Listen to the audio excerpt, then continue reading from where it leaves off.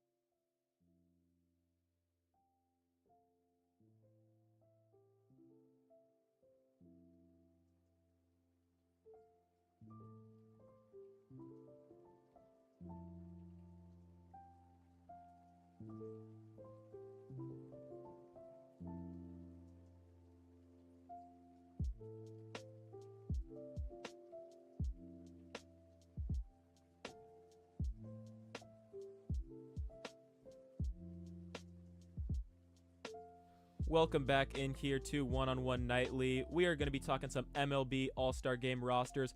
But first, we mentioned at the start of our show, England is playing the Netherlands right now in the Euros. And I have just gotten word from my co-host, Nick Guzman, that Xavi Simons of the Netherlands has scored an absolute banger about 8 or 9 minutes into that match. So it'll be cool to see how that one develops. We'll talk about that at the end of the show. But to get started with the MLB All-Star rosters, I'm just going to run through each team's roster, and then we'll talk a little about that. So starters for the American League: Adley Rutschman, Vladimir Guerrero Jr., Jose Altuve, Jose Ramirez, Gunnar Henderson, Aaron Judge, Stephen Kwan, Juan Soto, and Yordan Alvarez. The pitchers for the American League are Tyler Henderson, Corbin Burns, Emmanuel Clase, Garrett Crochet, Logan Gilbert, Clay Holmes, Tanner Houck, Seth Lugo, Mason Miller, Cole Reagans, Tariq Skubal, and Kirby Yates. And then the reserves for the American League are Salvador Perez, Carlos Correa, Rafi Devers, Josh Naylor, Isaac Paredes, Marcus Semien, Bobby Witt Jr., Jarren Duran, Riley Green, Kyle Tucker, and lastly, David Fry. And I know that was a mouthful, so before I get into the other mouthful with the National League, how do you guys feel about the American League rosters? I think the first thing that I notice is there's not that many names that I am like, why are they there? I know last year when I was on One-on-One, there was a clip that's liked by some people around here where I talk about Whit Merrifield and why he's on the roster. I don't think there's anything that's that egregious this year. I think if Jordan Westburg, he's been named as the replacement for the injured Rafael Devers. So I think when Westburg initially was not named on the roster, that was a big snub for me. But the other, I guess, snubs, or not snubs, but people who I think maybe aren't the most deserving of being on there, Marcus Semien is one of those guys who kind of gets in based on just what he's done in the past, and I think name recognition. I think he's not had that good of a season. Yeah, the war is still there, which is kind of an argument that we'll use later when we're talking about some of the National League players that didn't get in. But I think Semien and then Clay Holmes is the relief pitcher that I think is a little bit just out of place in terms of the caliber of the other pitchers that are there.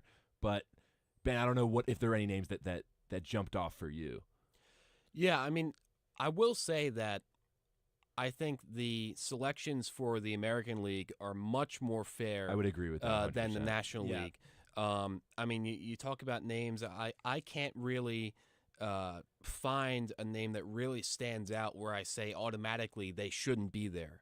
And particularly, I'll just note that I think it shows the strength of Baltimore as a team in this first half. Now ahead of the Yankees in their division in the AL East, they have 4 All-Stars in this roster. They have Rushman, they have Gunnar Henderson, as well as you go to the bench, Westberg, who came in because of the injury, and then also you have Burns in the starting pitchers. So I think overall, I mean, obviously there's always going to be people who are upset or annoyed, and that's in any league. In the NBA, there's every year people have some grievance with how the selections were picked. But to me, I would say, looking at it from as unbiased a perspective as I possibly can, I think this is about as good as it gets for having a fair selection for the American League. The National League, which we will get to, Yes, we is a will. very different story. I do think, obviously, I think the consensus here among us for the American League is that Clay Holmes probably shouldn't be the guy. I think there are definitely better reliever options available. We talked about it before the show. Guys like Andres Munoz of the Mariners that's the big one for me. literally splits Clay Holmes's ERA in half with a 1.54 ERA. And I think that's something where you look at that and you're like, well, did Clay Holmes just get it because he's Clay Holmes, kind of like the Marcus Semien situation? But it's interesting to note because you have those guys that got in purely a little bit just because they're kind of those guys that always get the All-Star nods in the American League. But we'll talk about it in the National League. Some of the guys that you would usually get that nod didn't this year. I think that's interesting. I am curious to hear your guys' opinion, though. Ben, you mentioned the Orioles were 4 All-Stars. Yeah. Do you think they could have gotten a 5th? Because Anthony Santander, 23 home runs, and that's the most out of any Orioles in the squad, and he's got the 6th best OPS, and then he's 3rd among outfielders with 57 RBI. I think in most years that would be enough. So Yeah. do you think what do you think went wrong there, or maybe was it just that, I guess, an abundance of Orioles? Well, I do think it is an abundance of Orioles, but I do think that he is definitely one of the names you can consider to having been left out. And I think you can compare Santander to Nimmo in that they've both never made an All-Star team despite nearly half a decade of steady performance in the middle of their respective team's lineup. So, this season, only Aaron Judge has hit more home runs among outfielders than Santander. But I do think that, now I know what people are going to say, that average does not matter in our very analytical way that we're supposed to look at baseball now, but Santander is hitting, is averaging just above 230, which is not really great, and over 300 at bats. 23 home runs is excellent so far, but not exactly hitting for contact. So maybe not enough of a well-balanced production in his at-bats as people would have liked to have seen, which is why he's not an All-Star. That's my rationalization, but he's still a great player. I think in a lot of these conversations, there's so many players that are having good seasons, but there's a finite number of spots in this All-Star game. And I think if you look at some of the other outfielders in the American League and see, okay, so is there anybody on this list that Santander deserves to make it over? I don't really think there is. Right. I think we'll Judge Soto get that conversation done with. Stephen Kwan is also having an unreal season for the Cleveland Guardians. And you move to the reserves. Jaron Duran's been awesome for the Red Sox. Amazing. Riley Green's been so good for Detroit. Even Kyle Tucker's had a really good season for the Astros. So it just comes down. I think it just comes down to numbers. And if there was another outfield spot, he probably would make it. Yeah, and I think that's a good segue into talking about the National League because, Ben, you mentioned, once again, with Santander, hits a lot of home runs, but batting in that 230s. Yeah. There's a guy in the National League who is an All-Star Yep. on your guys' Mets that hits some home runs less than Santander, and he's batting around that 230 range. Granted, more recently, he sort of knocked his average down, but Pete Alonso is one where people are really questioning why he was included, especially when a lot of other Mets guys were X'd out and not on the plane. I am one of those people 100%. Pete Alonso has not had a good season, and I'll be the first person to say that. I think Ben would agree with me there too. And when you look at somebody like Christian Walker, who's had such a markedly better season than Pete Alonso has in basically every single metric, then you start to wonder what we're doing here. And I think for Pete, it might be the fact that he wouldn't have done the home run derby if he wasn't named an All-Star. There's that whole conversation is definitely one to be had. But I think I saw a funny tweet the other day that was comparing Pete Alonso to this current version of Pete Alonso in 2024 to 2014, 2015 Lucas Duda. And I was looking at some of the numbers, and they're kind of scarily similar. In fact, Lucas Duda had a higher OPS than Pete Alonso did. Lucas Duda had an OPS over 800 in both those seasons and was very effective as a first baseman for the Mets. But the batting average is pretty similar. The slug is pretty similar. And it's somebody in Pete Alonso who wants to get a huge free agent contract in this offseason. So far, he's definitely not done enough to warrant that. He's slumping right now, which doesn't help. He's a guy who's also streaky in the same way that Lucas Duda is, if we want to keep going with these comparisons of who the Mets first baseman was 10 years ago. But I don't think he deserves to be there, and I think for him to be the only Met, especially when Francisco Lindor and Brandon Nimmo were so much more deserving, it just kind of leaves you scratching your head a little bit. I think allow me to go through the rosters, because I think it'll lead us into what we should talk about next. Starters for the National League, you got William Contreras, Bryce Harper, Ketel Marte, Alec Boehm, Trey Turner, you got Jurickson Profar, you got Fernando Tatis Jr., who it looks like probably won't be playing in the All-Star game, currently on the 10-day IL. Then you have Christian Yelich, who's had a great turnaround this season. Shohei Ohtani, obviously, always going to be there. For the pitchers, you got Glasnow, you got Ryan Helsley, Jeff Hoffman, Shode Imanaga, Ronaldo Lopez, Chris Sale, Tanner Scott, the youngster, the wonder kid, using a soccer term, Paul Skeens, Matt Strom, Ranger Suarez, Robert Suarez, Logan Webb, Zach Wheeler, and then lastly for the reserves, you got Will Smith, C.J. Abrams, Pete Alonso, Luis Arias, the injured Mookie Betts, Ellie De La Cruz, Freddie Freeman, Ryan McMahon, Teoscar Hernandez, Jackson Merrill, Helio Ramos, Brian Reynolds, and Marcelo Zuna. And I want to talk about Mookie Betts and Fernando Tatis Jr. Specifically because those are two guys who I don't think, well, Betts will not play in the All-Star game, and Tatis will not play in the All-Star game. And those are two guys that play positions where Mets players were not listed. I think, do you think that Nimmo and do you think Nimmo should go in for Tatis in that outfield? I hope so. I mean, if you look at this season, that Brandon Nimmo has been the Mets' best hitter this season. He deserves to be an All-Star. Yes. He deserves to be an All-Star. It's about time. And he's completely changed as a hitter this season compared to previous seasons where he was pretty much only a leadoff guy. Now he's an RBI guy and hitting for more power too. I think he's had such an impactful season for this Mets team. And post game, last night after the Mets beat the Nationals, he was talking about, he kind of expected to get that call, to get that All-Star nod, and he was disappointed that it didn't happen. Francisco Lindor, on the other hand, was looking more to kind of just turn the page over and kind of accepted the fact that he wasn't going to be an All-Star. But I think, to me, Nimmo's more egregious than Lindor, because if you look statistically in these offensive categories among National League outfielders, almost all of them, Brandon Nimmo's top 3, top 4. Yeah. And just off that alone, he's an all-star caliber player, and I think he will be one of the injury replacements, and I certainly hope so, because he's a guy who deserves his flowers, and he's flown under the radar Most for a very definitely. long time. Yeah, I mean, everything that Nick said, just over again, to say the least. I mean, when you look at the numbers, too, the numbers don't lie. Nimmo has one more home run on his respective season compared to Tatis Jr., and then you look at RBIs, Tatis has 36.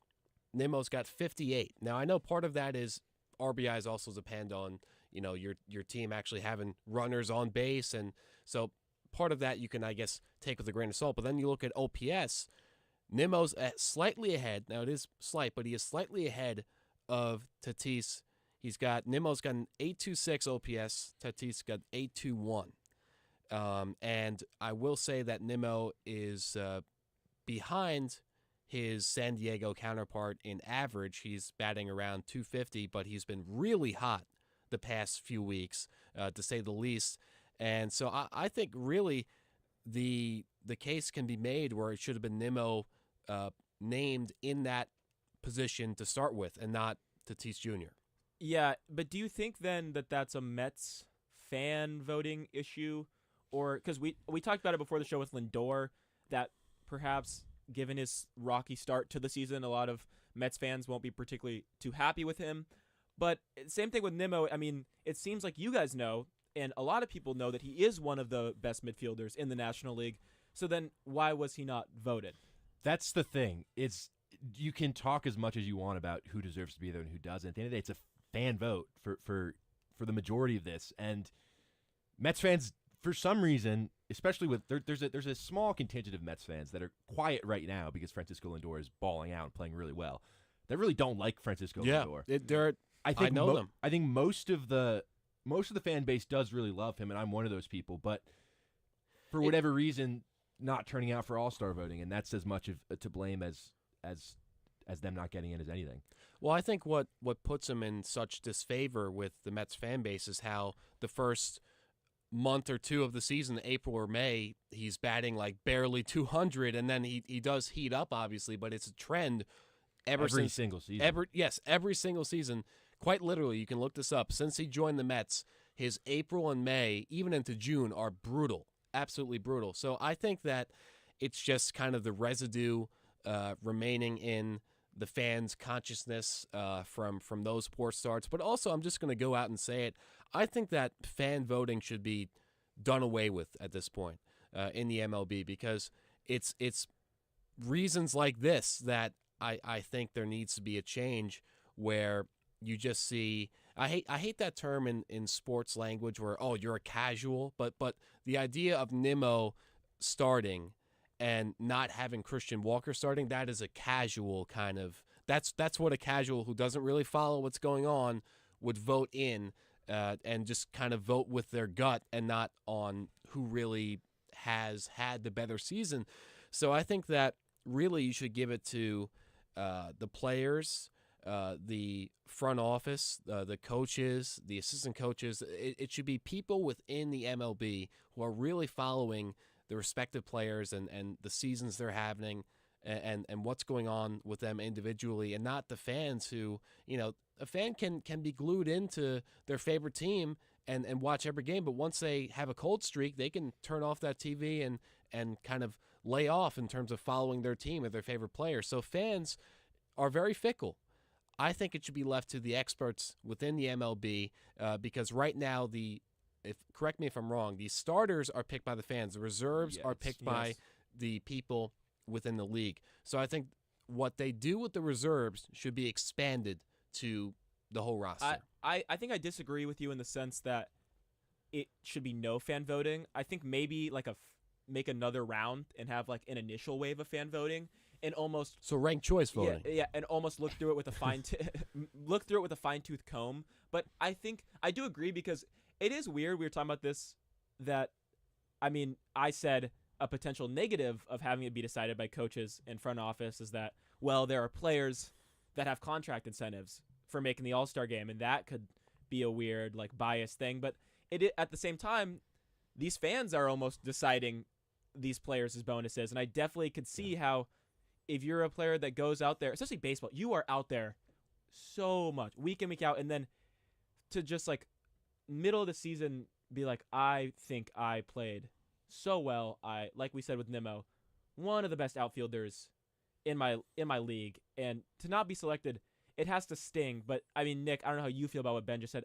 I don't think no fan voting is the key, but we do see it in sports where there definitely is some biases. I think fan voting it's definitely a good way to get fans engaged, but I think we've seen it a couple years ago. This might have been last year, where like the Atlanta Braves were really hot and they had a good like fan voting push, and that resulted in so many Braves being selected for the All-Star game. So it really a lot of times just comes down to who the best team in baseball is, and then players from that team will get voted in because their fans are the most engaged, or a team coming off a deep postseason run like the Phillies.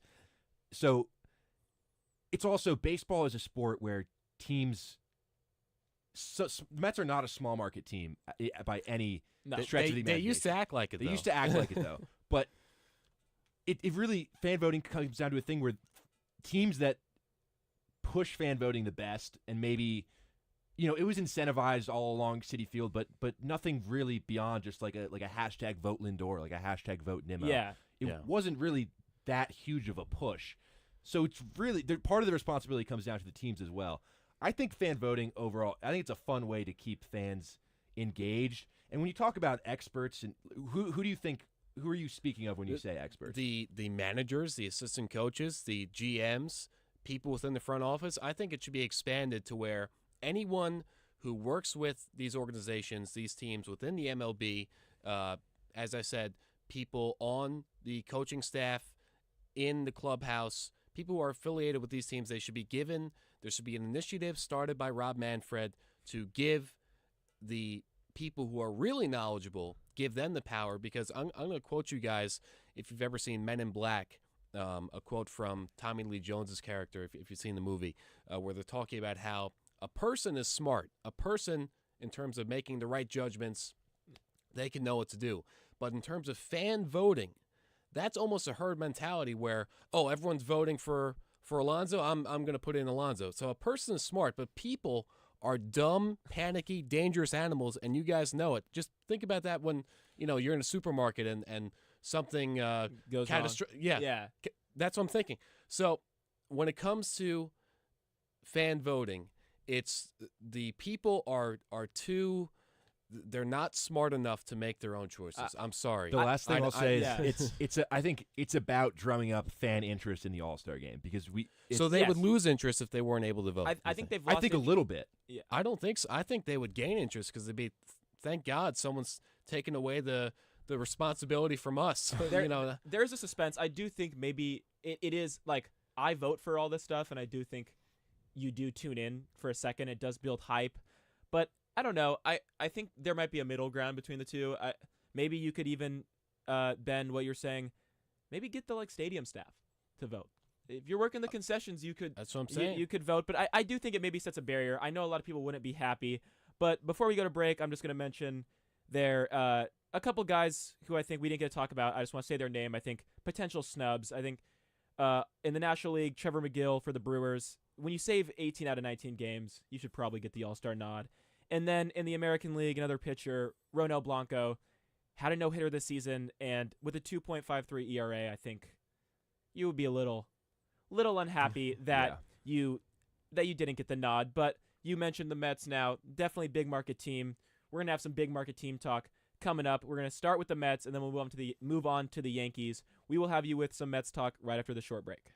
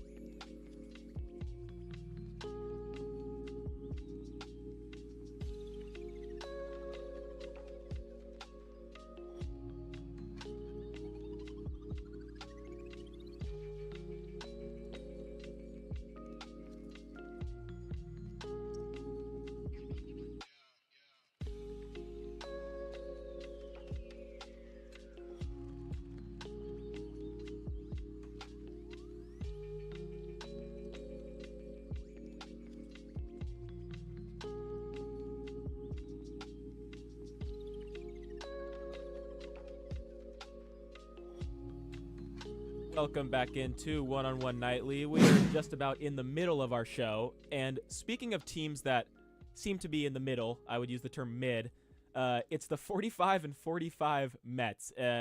They were over 500 or at 500. Then they were under 500. Now they're back to 500. A game and a half back of the NL wild card. Coming off a victory last night against Washington, 7-5. You got Lindor, you got Nimmo, the guys we were discussing when it comes to All-Star stubs, hitting home runs. Nick, you were there, so you want to walk me through that game a little bit? Yeah, so the Mets win 7-5, and it's kind of many of the themes that have been surrounding this Mets team in the last couple of weeks were prevalent in that game.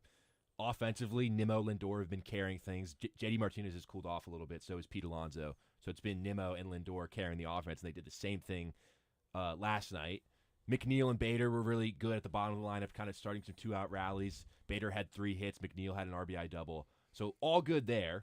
Jose Quintana also awesome. His second consecutive start of 7 innings, no runs, both those against the Nationals. So the Nats have faced Quintana for 14 consecutive innings now and have not scored against him. All good. The bad, this bullpen gives you heart palpitations. You got Diaz back, though. Despite having Edwin Diaz back, this bullpen is a 10.57 ERA in the month of July. It was a 6-0 game last night, and Adam Ottavino was facing the bottom of the Nationals order, and he could not get outs. So if you can't get outs in that situation, when are the Mets supposed to use you? Reed Garrett also allowed a 2-run homer and struggled mightily. It was a game that was 6-0, and then it was 7-2 going into the bottom of the ninth. The Mets were hoping to not have to use Edwin Diaz, but after Garrett gives up the 2-run homer and then allows a walk, they have to use Diaz to get the final out, and that will mess you up for today, having to use all those relievers when you thought you wouldn't necessarily need to. But I also just want to mention that these Mets are so incredibly mid. Oh, yeah. They are not just 45-45 with a 0-run differential. They're 21-21 against teams under 500. They're 22-22 against teams over 500. And they're 2-2 against teams that are exactly 500. It's like the White Sox at this point. Just the definition of mid. And you mentioned, obviously, you don't want to be using your star guy more than you have to in Edwin Diaz, especially when you have a struggling bullpen. Ben, it's a mid-season so far, and after the All-Star break, I know they're in the running for the wild card.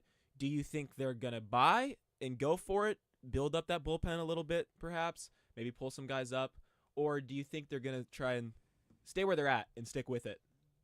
Well, I do think they're going to buy because the players want them to buy. I mean, you already saw the comments from Lindor, from Nimmo, from others talking about how that they want this team to make some moves at the deadline because, I forget if it was Lindor or Nimmo who mentioned it. It was one of those two, but they said they're only a few pieces away from being a real contender, and I agree with that. I'm not sure if they can get all of those pieces to be a contender this season. May have to wait till the offseason to get a certain guy from the Bronx right now. But more on that later, of course, in our Yankee segment. But I do think that when you talk about it being a mid-season, first of all, that's not a bad thing because that's what the predictions were saying the Mets would be with this roster, just around 500, wild card contender. At first, when they had that horrid start, people thought they're not going to be mid, they're going to be awful, they're going to be like a 70-win team, if that. I think I said 72 when I was on one-on-one earlier in the season. Yeah, because you're a fair-weather fan. Of the Mets, yes. Yeah. And so then after that 0-6 start, then they turn it around. Then after turning it around in mid-April, they then kind of rebounded back into their losing ways, had a terrible month of May. Then June, so this is a mid-team overall, but first of all, as I said, that's not a bad thing. Second of all, June was not a mid-month for the Mets. The Mets were the best offensive team, arguably, in the whole MLB. Looking at their offensive production from guys like Nimmo, from Lindor, who has come to life and has gotten out of his cold spell that always seems to befall him in the first few months of the MLB season. You had Mark Vientos hitting bombs. You had all these guys in the lineup contributing. Don't forget JD Martinez. And also, this is a lot of what we saw in June in terms of the offensive production was without Starling Marte on the field. He's been out since, I believe, early to mid-June, and they haven't missed a beat in terms of how they closed out June. Now, I will say the dark spot is you look at their bullpen, as Nick says, and I can attest to that because every time the Mets even have a massive lead, there's always the risk of it all falling apart. When you look at last night's game, but even when the Mets were really bad back in May, I noticed that this bullpen was a huge weakness where, if you guys remember, there was the game that I believe it was Reed Garrett gave up a grand slam against the Giants. I think it was May 27th, or it was a Memorial Day weekend. It was Friday of Memorial Day weekend, and the Mets were leading, and then Reed Garrett comes in, blows the game open, completely blows the save, and the Mets end up losing the game 8-7. We saw that when they were a really bad team in that month of May. It is still plaguing them as a decent team now in July. So I think at the deadline, you have to buy, and you have to buy for relievers because it's so painful for players and also for fans to watch games that are just blown away. I'm trying to think of a better word, or slipped out of their hands, games that have slipped out of their hands because of incompetence from their relief pitching. So yes, they do have to buy. The players want them to buy. I think Steve Cohen wants to buy, but not that they should overbuy and that they should give away too much of their farm system, which is, as our very own Will Talent noted, is one of the best in the MLB. And if they make some moves in the offseason, make some trades, it could still retain that top 5 status. So I say buy at the deadline. It's what the players want. It's what the organization seems to want, but don't overdo it. Try to make a run for a wild card spot. See how that goes, and then the offseason, that's when things could get really exciting. And if you look at the bullpen, there's been stretches during the season where they've been more than serviceable. So their March and April ERA was 2.84. Then in May, 5.07. Yeah. That's a part of that Giants game that you referenced. June, when they were playing really well, 3.65. And in July, 10.57. I think Drew Smith going down hurts a lot. Sean Reed-Foley going down hurts a lot. If you want to go back even further, Brooks Raley going down. Those are 3 really good relievers that you've lost. So it's just a matter of having bodies out there that are reliable that you feel like you can go to. Now, yesterday the Mets picked up Phil Maton for cash considerations from the Tampa Bay Rays. Cash considerations meaning they essentially just are going to pay the rest of his salary in full. But he's a guy who has a lot of experience, postseason experience with the Astros, but coming from Tampa Bay now. So that's another warm body to go out there and try to get outs in these late innings. But besides Edwin Diaz, who has had his struggles this year, but probably is the most reliable person out there right now, you would say, because Adam Ottavino has not been reliable at all. Reed Garrett has also been shaky of late. Jake Diekman, you can't even put in that conversation. He's been so incredibly shaky. Now it seems like Nunez is one of those guys who's going to have to be a 7th, 8th inning guy. It's just a matter of, for me, if this team can hold on long enough with this bullpen to get to the trade deadline where they can get some more reinforcements. Because offensively, I feel very confident about this Mets team's ability to hit the baseball and to match, especially with Lindor in the leadoff spot and Nimmo behind him. You know, the top of their lineup is really good, and if Harrison Bader and Jeff McNeil can – Harrison Bader, if he can keep hitting at the bottom lineup and Jeff McNeil can start hitting, then it's a really deep lineup 1 through 9. And the starting pitching has also been better than the bullpen, but not great. They walk too many people. But Quintana's been so much better recently. Sean Manaea has also been solid. Severino will get blown up every once in a while, but overall consistent and pretty good.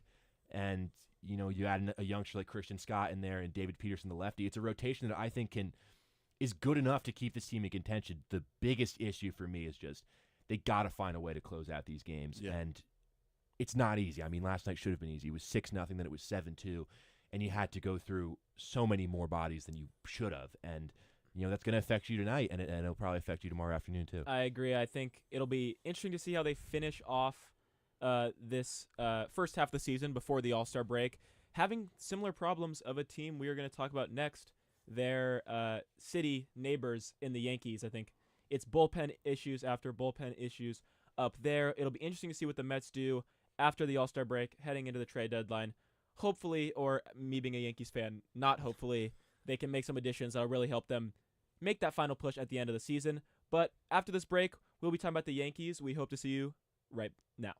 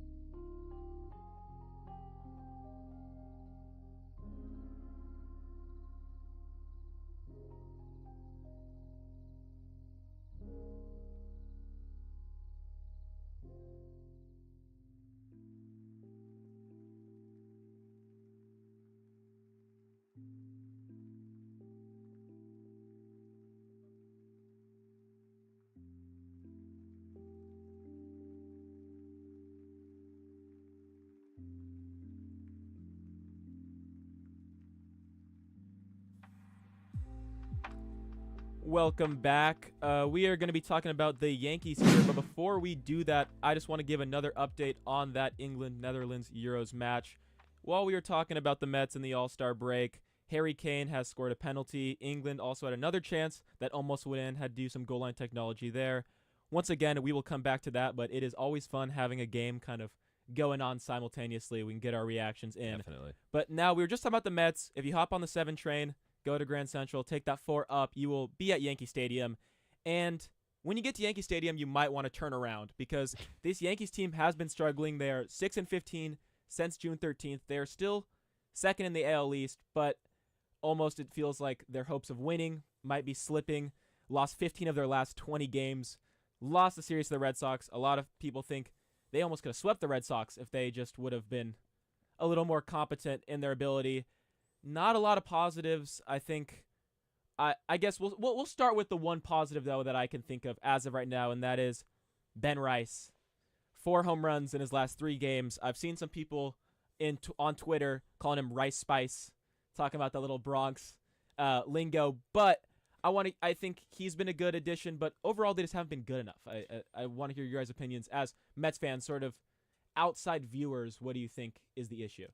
For me, of course you have Judge and Soto at the top of that lineup, and a huge issue with these Yankees is the lack of depth beyond Judge and Soto. But to me, the starting pitching falling off a cliff has been just as equally to blame for these Yankee struggles as much as someone like Volpe coming back down to earth, or Verdugo going through a prolonged slump, or Stanton going on the IL. Carlos Rodon it was another rough start for him last night. 4 earned runs in 4 innings. He hasn't had a good start in a while now. Someone like Luis Gil, who was very solid against the Red Sox, allowing just 1 earned run in 7 innings. But before that, he'd also been in a prolonged slide. And I think the starting pitching was amazing at the start of this season, but it's come back down to earth a little bit. I think that, combined with the lack of production beyond Aaron Judge and Juan Soto, and also the injury to Stanton, and it's a Yankee team that just seems kind of lifeless right now. They went down 4-1 in the first inning against the Rays last night, and so many of the reactions of people online was that this shouldn't feel like an insurmountable deficit, 3 runs, but it does, just based on how the offense has been producing lately. And it doesn't really get any easier. They got that Orioles series coming up that potentially could put the Orioles, who are already 3 games ahead of the Yankees in that American League East, that could put them well clear. But it's also a chance for the Yankees to get themselves right back in that race. But a couple of weeks ago on one-on-one, we were with Jack and Jack Warner, a Red Sox guy, and we were kind of joking that the Red Sox could catch up to the Yankees, but that's not a joke anymore. Not a joke anymore. The Red Sox are arguably the hottest team in baseball, and they're right there. And I don't really know what the solution is for this Yankees team, but they've been exposed in the last month or so. Yeah, I think it's just falling apart at the seams for the Bronx Bombers. And when you look at the 2022 season, as I noted, it's just a mirror image of what happened. They were the best team in baseball. I know Harkin's in the back. He doesn't want to hear this. In 2022, I remember the bloviating from the Yankees fans was ceaseless. It would not end because they were the best team in baseball up until around early to mid-July. And the same thing has happened this year, except it's slightly earlier when they started to implode. It was around mid to late June.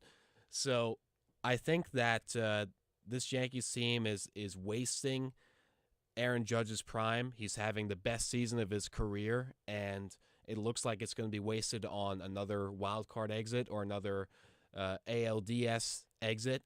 And that's a shame because I'm not sure if the Yankees will ever win with this core, because they've been trying to win a World Series, because the goal, I will say that the goals for the Yankees as an organization are somewhat different in terms of their standards than the Mets. The Mets are hoping, hey, maybe make a postseason berth, make a wild card spot. The Yankees are aiming to win the World Series, to make and win the World Series every year they go out to contend. They have failed to do that with this core, which has remained relatively the same since 2017. They still have Judge. They still have Gleyber Torres, who has not had a good season. Then you look at guys like Rizzo. Now, Rizzo's been injured, but he has been horrid at bat. Alex Verdugo, not much to say about him, batting .245. Interestingly, he's leading off today. They Yes. just announced the He's lineup. living off the home run at Fenway Park karma Yeah. that he's built up. Yeah. But I think, obviously, you mentioned the pitching struggles. The Yankees in their last 10 games combined have an ERA of 4.75, and that's just simply not good enough. And you mentioned that they've been trying to build off this core, and I think that that's something that's very interesting because you had Aaron Boone last night on Talkin' Yanks with John Boyd repeating the same line that it feels like he always said. It's like they're right at the precipice, if you will. It's right in front of us. Yeah, it's Precipice of collapse. Yeah, it's right in front of us. They always say that. But now what is right in front of them is that All-Star break. And you mentioned 2022. In the past 2 years, that All-Star break has not been kind to them. They were 35-35 after the All-Star break in that 2022 year. And then obviously last year you had the Judge injury, but they were 33-38 after the break in 2023. Do you think there is a chance that they are better than that this year? Better than the 2023 record. Do you think they will finish? They have a little streak of finishing below 500 or at 500 after the All-Star break. Do you think that there is almost a silver lining to it where perhaps the collapse pre-All-Star break might end up being more beneficial? Well, I will say it's hard to have been worse than how the Yankees were in the second half of last season because of those injuries. So I'm going to say they're going to be better, but I could see them just barely floating around 500, kind of eke their way into a third wildcard spot. And then as, again, Will Talent just doesn't miss. We call him the Doc for a reason. They'll probably get swept in a 3-game wildcard series. And that's what I think is probable to happen. Things could change. But then also you have to wonder long-term, what is the trajectory of this core? Because a lot of guys with the seasons they're having, with the exceptions, obviously, of Judge and Soto, with the seasons, the bad seasons the other players are having in the lineup, you have to wonder, are they going to be moved around? When are they going to be moved around? And also, is Soto going to want to bolt if this season is a disappointment and go for greener pastures, as I said, in Queens, which could give him just as much of just the same amount, if not more, of money. And you could potentially say that the Mets have, as I noted, a better farm system than the Yankees do right now. So I think the Yankees are in existential trouble. I said that 2 to 3 weeks ago. They called me a madman, and now it's happening. So enjoy it, strap in, and be along for the ride, Yankees fans, because it's going to be a long season. It's going to be a long next few couple of years, but I'm sure you'll get out of it, and you'll have wasted your 2 best players' prime. But I'm somewhat exaggerating now, but it's not a comfortable position they're in right now. It is something interesting to think about because it does seem like year in and year out, it's always win now mode. We are going to be trying to be the best team in the American League, be the best team in baseball, and ultimately win the World Series. and then every year it's the next year, and they're like, oh no, last year. Yeah. Now, Right. no, now we're yeah, doing. It's yeah. like, oh, that was me before. Now it's like the guy who's like saying he's going to work out, and he keeps exactly like ending his gym membership after 2 weeks. That's what it feels like. I still go into Rams for jelly beans. I say I won't. But this would be the guy who goes to work out and is actually pretty consistent for the first couple months. Well, yeah, and then falls off the wagon. yes, I would- but- perfect analogy. But this season, I would dare to say, is a guy who now is a wrestler cutting for a meet, and he said he's going to work out, and now he's trying to at the last second. But if he doesn't make the cut, he might not be able to wrestle. And this year is different because, as you mentioned, that core that quote unquote core that they always have relied on in Stanton, in Rizzo, in probably LeMahieu, they are most likely gonna be gone at the end of this year. And so, and with the possibility of Soto leaving, it doesn't really look bright. And so, I want to ask you, Nick and Ben, do you think, like I asked you if they had a chance of turning it around, do you think they have to turn it around, or else for the foreseeable future they won't be able to maintain the status that they currently have? Well, I think the fact that this exact thing has happened, it's so much in recent memory with Aaron Boone as the manager and with Brian Cashman as GM and whatever senior vice president too, but just in charge of the whole operation is the best way to put it. The fact that it's happened multiple times, and if it does happen again, where this team, and again, if you make the playoffs but you sleepwalk in and you get swept in the first round, yes, you can say you made the playoffs, but that's not good enough. And for this Yankee team that prides itself on winning championships, it's not good enough. And when you think about the lack of contributions, or the lackluster contributions, I guess you could say, from people like Rizzo and people like DJ LeMahieu, this Yankee team is set up to win now, but I don't think in the current, it's not enough. In the current way that these players are performing, I don't think it's going to be enough. I think they're still going to make the playoffs. They're not going to win the division, but I'm going to be really interested to see what they do with this trade deadline, because you feel like it should be now or never for someone like Aaron Boone, but I don't really think it is if they make the playoffs. They seem to really like him as manager, despite there really not being that much evidence to support. Yeah. What's there to like? I mean, I think Girardi, that was the biggest mistake in recent history to get rid of. And obviously, Girardi. whatever Boone's rhetoric is during these slides, it is 162 games is a very long season, and every team goes through losing streaks. But the problem with the Yankees the last couple of years is that these stretches are so prolonged that they go on for a month, over a month, the entire second half of the season. And whatever his messaging is to try to get through to these players to get out of this slump, whatever it is, it doesn't work. Because all teams go through slides, but it seems like the Yankees, that whenever they do, it's just day after day after day after day of the same issues. I think it is hard, though, being in the Yankees' position, because I touched on this before the show. I think it is really easy to be complacent in the situation that they are in. They consistently second best in the league in attendance.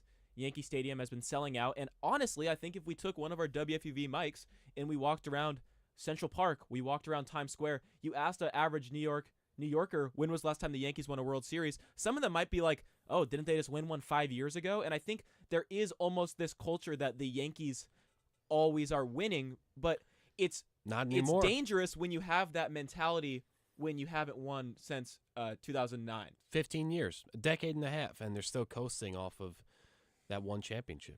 It is. I think it is very scary as a Yankees fan right now. But skipping from a team that needs to change a lot to teams trying to change a lot, we are going to be talking about NBA free agency here in our next segment. Really quick, we have two more. We have NBA free agency, and then we have the Euros talk. If you want to call in, the number to do so is 718-817-2750. That's 718-817-2750. So call in, talk to us. Let us know what you have to say. We always like to hear the listeners' opinions. But we'll be right back talking about NBA free agency right after this break.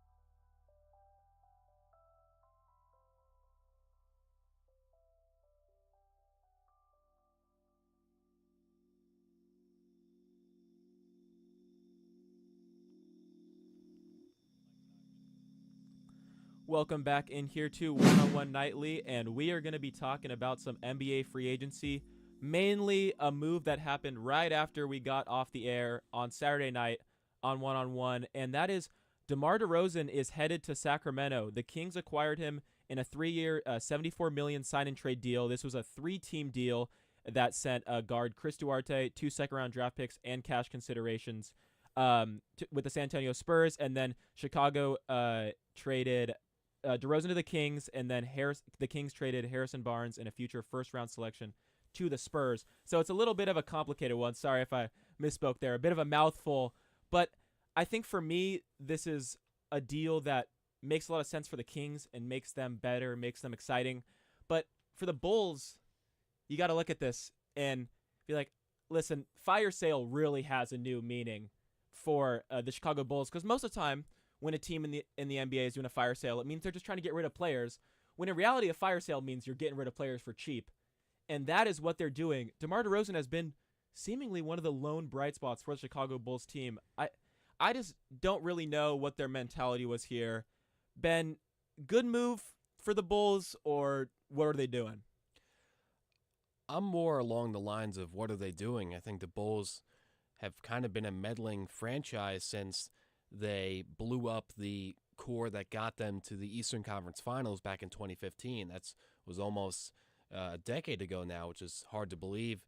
I think they're kind of just middling. They're not really.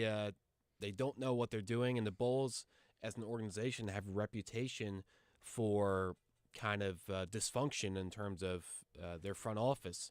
And I'm not sure what their goal is with the DeMar DeRozan move, and but at the same time, I guess could you say they're going all in on tanking? I mean, you could almost say that, but I mean, there's rumors around Zach LaVine right now that they're trying to move him as well. Yeah. But it's not like last season was great with DeRozan either. It was pretty mediocre. Yeah, so it's kind of like they've been tanking already. I mean, it is the right time to tank. Obviously, you have a pretty loaded draft class with Cooper Flagg coming up next year. But shifting from how it affects the Bulls to how it affects the Kings, I think obviously DeMar DeRozan, talented player, 6-time All-Star. He is going to be 35 next month, so that is an age issue. But last season averaged 24 points, 4.3 rebounds, 5.3 assists. Obviously, a great scorer, someone that's really going to impact that team.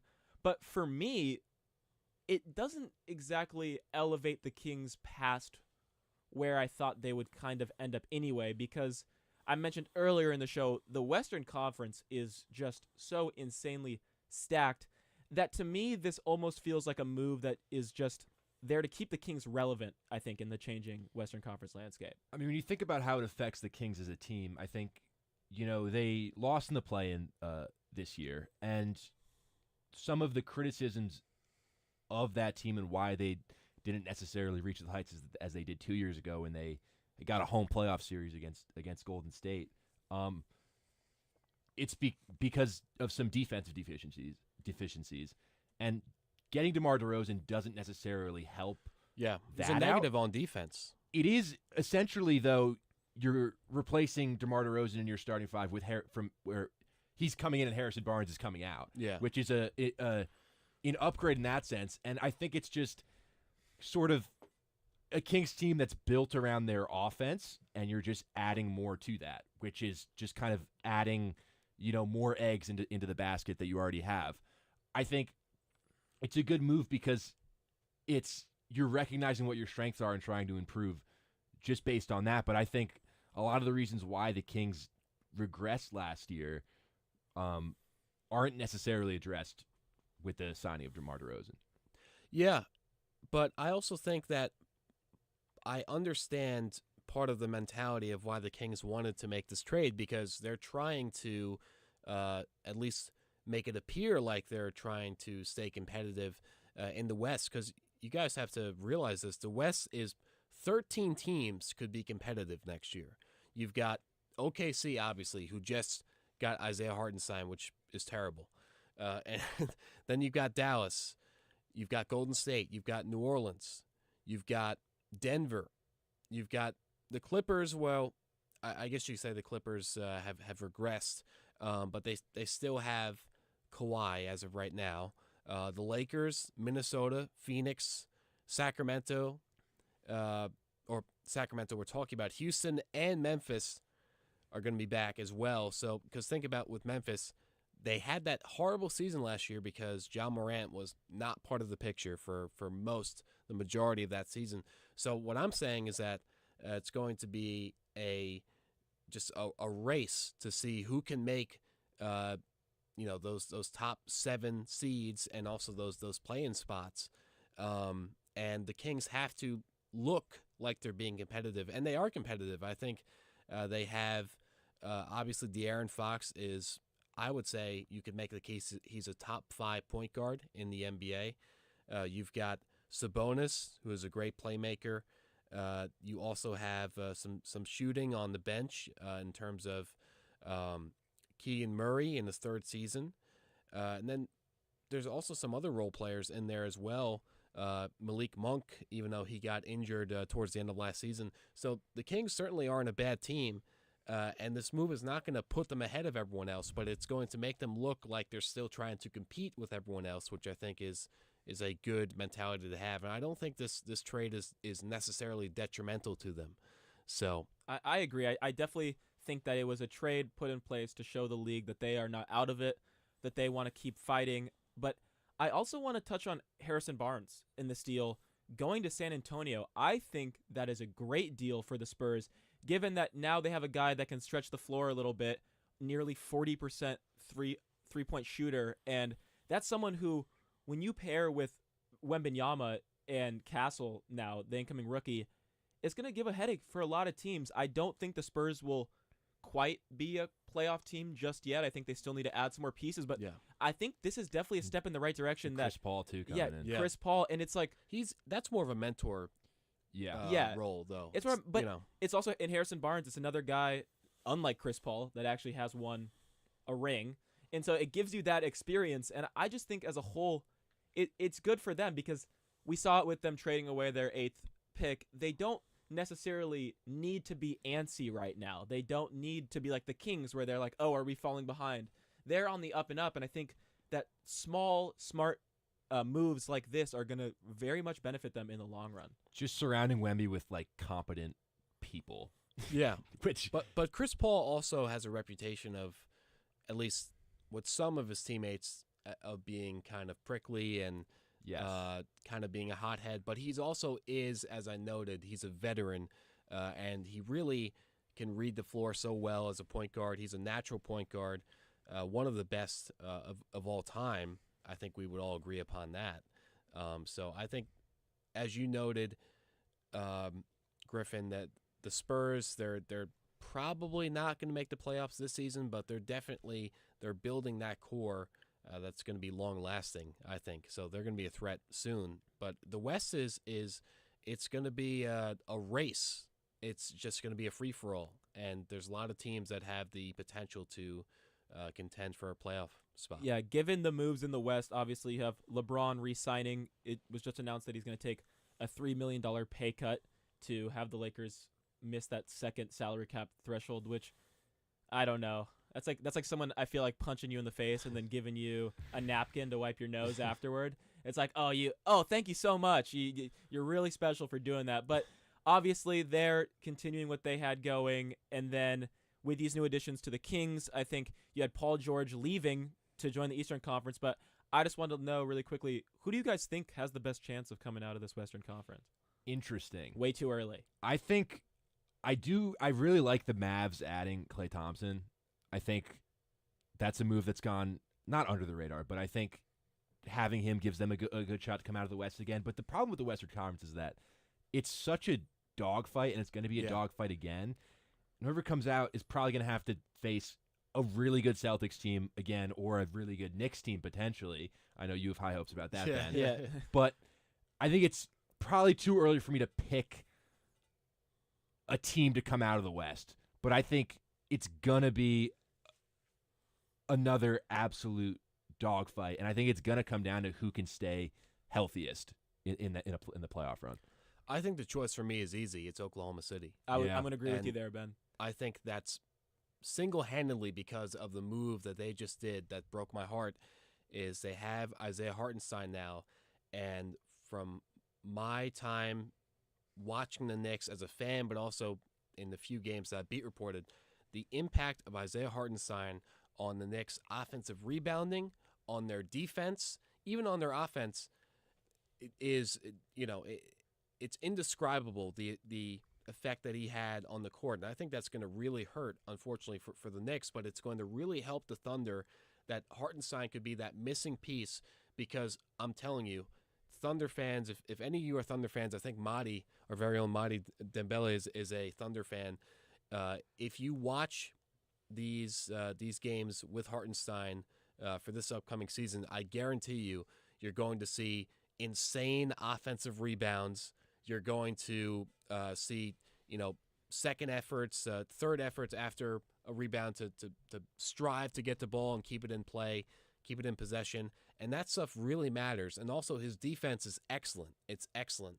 And he's very durable, I would say, overall. He did have some slight injury issues for the Knicks this past season, but I think that the Hartenstein move puts the Thunder over the top. I think, let's say the Thunder rematched with the Mavericks next season, I think the Thunder would win in 5 or 6 games. I definitely think he adds a very solid sort of Knicks mentality to a young team that already is hungry, I would say, but I think he adds that extra level that I think will really push them past. But I think that's where we got to stop our NBA free agency talk for today, just because I'm a big soccer guy. Nick's a big soccer guy. We're going to have Ben next, kind of almost being the everyman, not as familiar, giving us some questions, hopefully, about the Euros. But we will see you guys right after this break.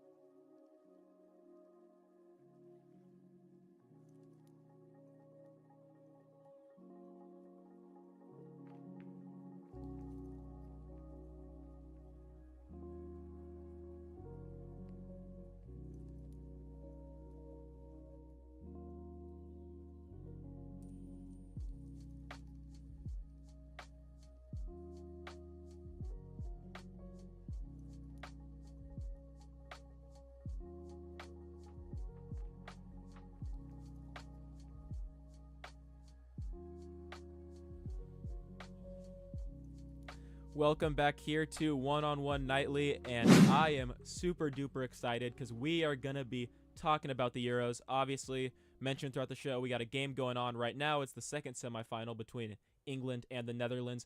But first, let's get into yesterday's semifinal between Spain and France. Obviously, the Spaniards defeated France 2-1. You had France getting a lead early with Mbappe's assist to Randall Kolomuani, their first goal from open play in that whole tournament.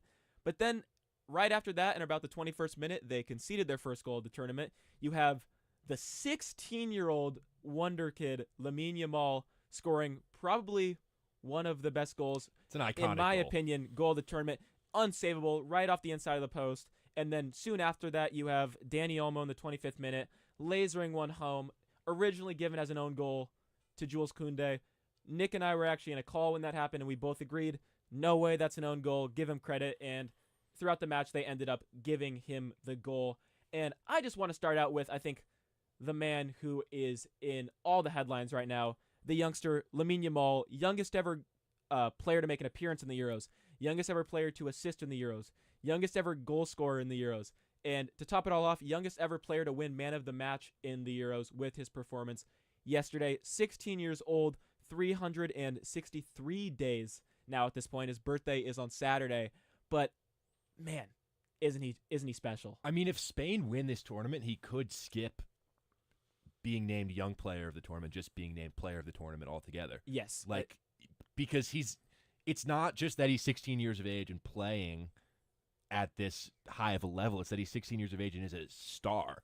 I mean, that's the goal of the tournament that he scored against France in a time when his team went down 1-0 against a team in France who have been rock solid defensively, and you kind of knew it was going to take a moment of magic to beat them, and he just put the team on his back and curled one in from outside the box. And from there, Danny Olmo, who coming in for an injured Pedri, who's unfortunately going to miss the rest of the tournament, but Danny Olmo scored in the last game too and set up the game winner, coming on for the injured Pedri and then starting in his place today, really showing now that he's number one in that Golden Boot race, somewhat amazingly. Yeah. The tiebreakers being assists, and he's got that edge just barely. But I think for this Spain team in general, having depth in place that Danny Carvajal was suspended for the semifinal. Same with Lenormand. So with Lenormand. So that's 2 starters right there, and Pedri injured. That's a 3rd starter. And to have Danny Olmo come in and be a really key piece of that victory, and then also to have Jesus Navas put in a shift, for the first 55, 60 minutes or so, 38 years old at right back. So you have Yamal at 16 at left wing, and then Jesus Navas at 38 playing right back. And older than his dad. Older than Yamal's dad. Playing right back. Is playing on the right. I mean, it's incredible to see. It is incredible. I do want to mention, though, that I was wholeheartedly disappointed in the French national team. I think they started off very strong. Honestly, after they scored the first goal, had a couple more chances that could have gone in, and they just didn't follow through. And then when they went down 2-1, to me, it didn't seem like they really switched on. I think with most teams in that situation, you're in the semifinal of the Euros, you're going to go for it. There's no risk. It's not like you're playing for points here. You need to win to go through, and they just didn't quite switch into that final gear that allows them to get that extra goal. I know Mbappe had a good chance, but he sent that one over the bar. Overall, I think it was a very much deserved victory for Spain. Yeah, here's what I don't understand about France is that at previous tournaments they've set up I'll use the World Cup 2 years ago as an example. They would have Rabiot and Tchouameni as the 2 CDMs, Griezmann, Cam, then Dembele on the wing, Mbappe on the wing, Giroud up top. So you're playing 2 CDMs and then sort of an attacking midfielder, 2 wingers and a striker. Yeah. At this tournament, for some reason, Didier Deschamps, the manager, has been so intent on playing 3 CDMs in his midfield in Rabiot, Tchouameni, and Kanté. Yes, Rabiot can get forward too, so can Tchouameni, so can Kanté. But in that final third, that's not at all their forte. And there were so many times throughout this entire tournament, and in that Spain game, where the ball would come in a scoring opportunity to one of those 3 players because they need to join the attack in order to just create stuff, and then it comes to somebody in either Rabiot or Tchouameni or Kanté who aren't used to putting the ball in the back of the net, and that's why France were not clinical, in my opinion. I don't understand why in previous tournaments they've had so much success playing just sort of the 2 holders and then playing with another attacking player just to sort of give yourself another option, but it just seemed like this tournament was all about being pragmatic for the French and being defensively strong, which they were. But then you go behind, and then what do? Then you need a goal, and then it's panic mode, and it's the 1 goal from open tournament and in the 1 goal from open play in the entire tournament. And I think, yes, getting to a semifinal is much better than going home in the group stage. But with how negative France played, with the talent they have, I think they should be disappointed in their performance. I think it continues a trend of a lot of teams in this tournament. That is, they haven't necessarily been hindered by playing super defensive and super cautious. And so I think for a lot of teams, they were kind of buying their time and hoping that they get lucky. But in a tournament like this, you can't solely rely on hoping you get lucky and playing defensive. Honestly, probably playing cowardly is the word I would use. And especially against a team like Spain, who, apart from Germany, probably the most exciting team to watch. And if you sit back against them, they're going to do what they did, and they're going to pick you apart, and they're going to score some good goals. Ben, we haven't heard much from you. Did you get a chance to watch the game, watch some highlights? What were your thoughts? I unfortunately I did not, but I want to get to my hypothetical. If you mind if I skip to that. Ears. Let's say in some impossible world, the United States was considered part of the European continent, and the U.S. could compete in the Euros.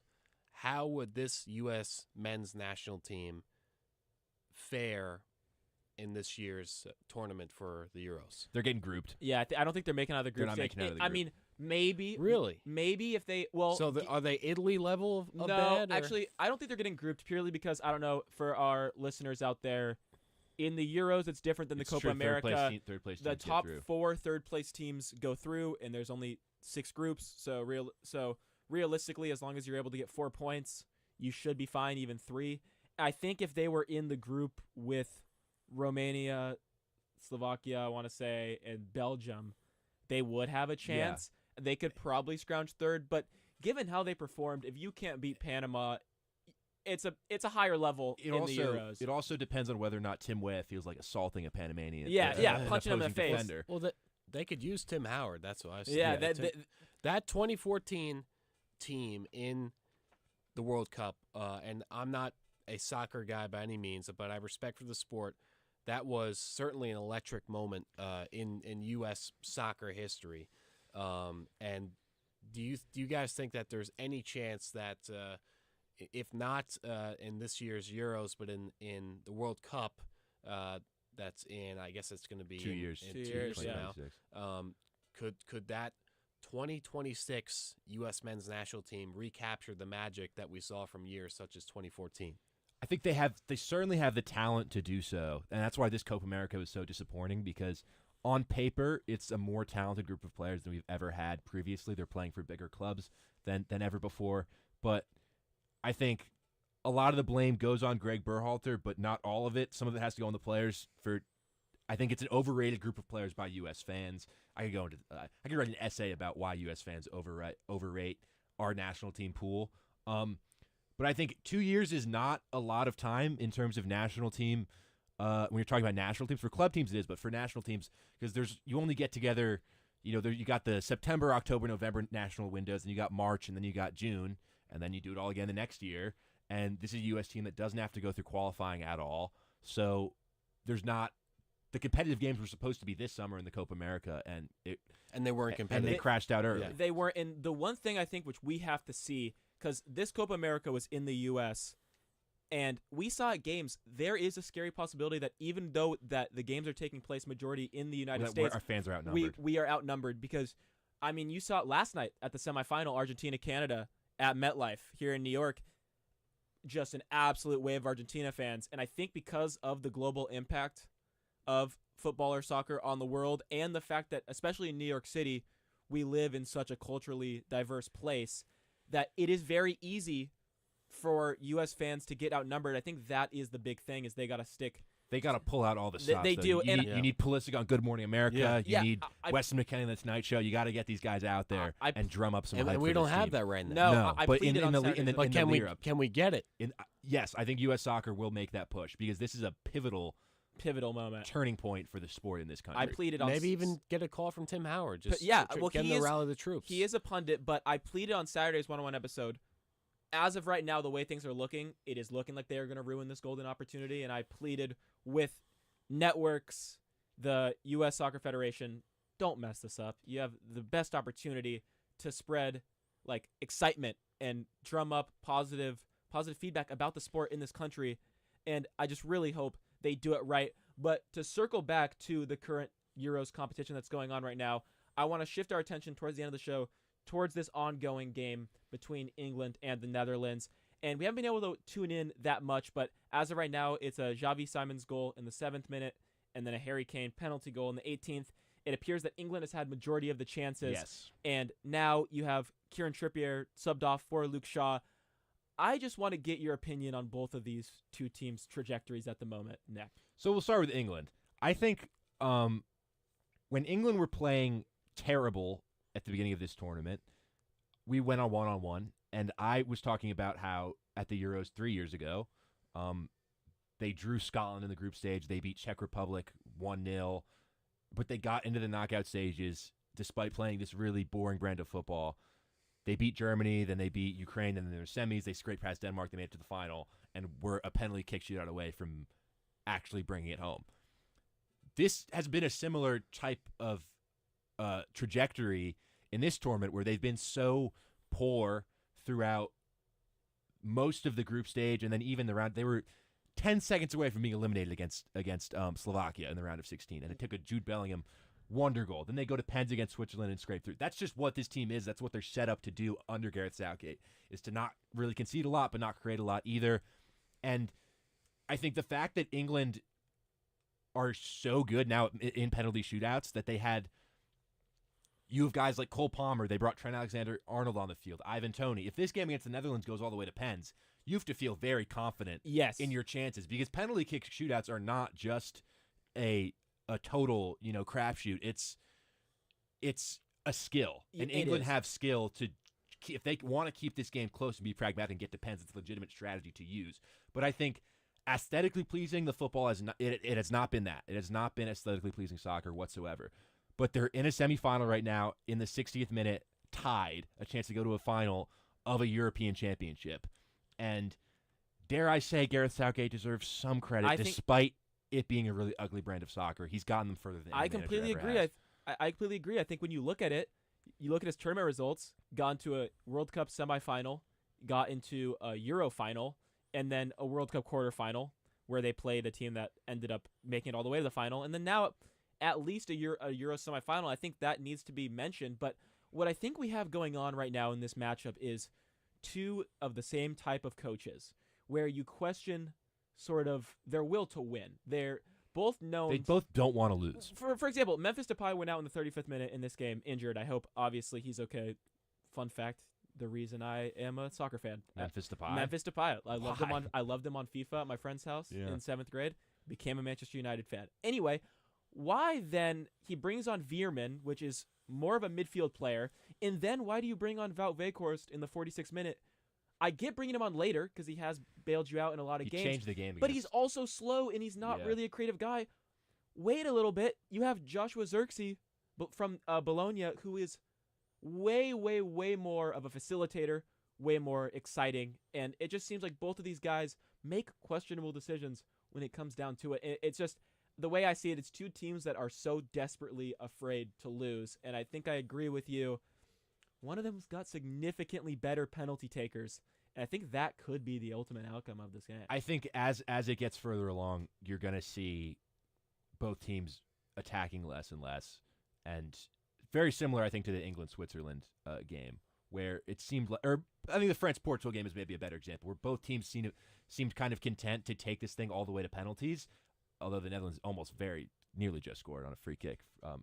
Virgil van Dijk almost just put it in. But I think you're going to see less and less attacking as this game goes on, and both teams are going to play for pens. And England, without a doubt, have the advantage. I think for the Netherlands to get this far after finishing third place in their group, and yes, they've had a relatively easy draw to get to this spot, but it's a Dutch team that doesn't have you don't have the names of Robben and Schneider and Van Persie anymore. But there's still so much talent in this team. Whether it's Cody Gakpo has been maybe the best player at this tournament. He's been so good. Xavi Simons scored a great goal in this game.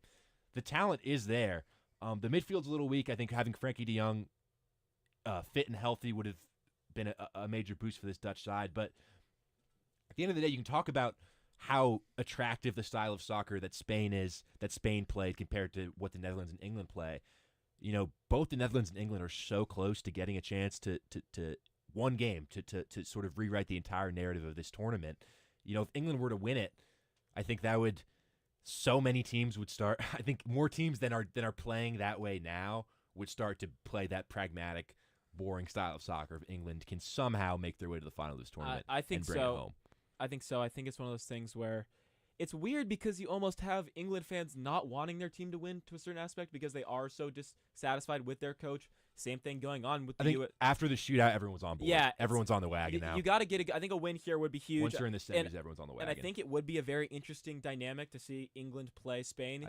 It would be probably just really defensive and a team attacking, but England has shown that they, for lack of a better word, get lucky at the end of games. Even when, like you said, they were down in the round of 16, I just kind of felt like there was a goal coming. But we talked about penalty shootouts, and before we end the show, to get Ben involved here, this was an interesting topic, which I heard talked about on Fox Soccer. They said the average person. I'm going to change it to the average soccer fan. Do you think they could score a penalty and a penalty shootout? What about the average WFUVer? The average WFUVer. I think I'm going to start out against the professional. I'm going to start out and I'm going to say yes, because I just think if you just I think it's realistically, we mentioned it's skill, but it's 50-50. Just choose a side, and a professional goalkeeper is going to guess for the most part. I'd probably trip over the ball and fall on my face, so I would say no. But maybe our more athletic members of our story department, like Evan in the back, Evan's shaking his head saying no. Maybe Doc, maybe Will in the back. I genuinely think I could. Yeah, I think I could too. I think I'm taking a wider run up. I'm looking like I'm open. I'm a right. I'm like I'm opening up my body to go right, and then at the last second I wrap my foot around it, and we go bottom left. I think I've always heard in my time playing soccer, hit it away so it curves away. Yeah. So I would just try and go top right. Yeah. Listen, I think from what I heard, what makes me think I am in the right in this scenario, say with Nick, is that Peter Schmeichel, the resident goalkeeper on that show, said yes. And he knows that, for the most part, in those high-pressure scenarios, a goalkeeper is going to guess. And I think maybe... But I think if they know it's like... No, if they know it's like Ben Oppenheimer coming to take the penalty, maybe you just react. Maybe you react, and then maybe you don't guess. I'm the punchline now? No. I think maybe you react, but... Listen, I back all of you guys. I appreciate that. I think we've had a good community on this show. You have faith in me that I don't have. With no fans around in somebody's backyard, I'm taking it any day of the week. If it's the third penalty in the Euro semifinals with, your entire country relying on you, I want Ben Oppenheimer.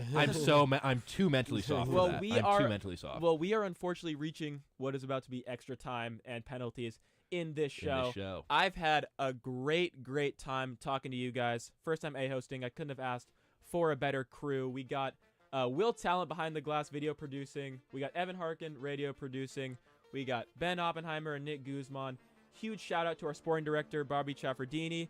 I've been Griffin Stevenson. One on One Nightly is a production of WFUV Sports.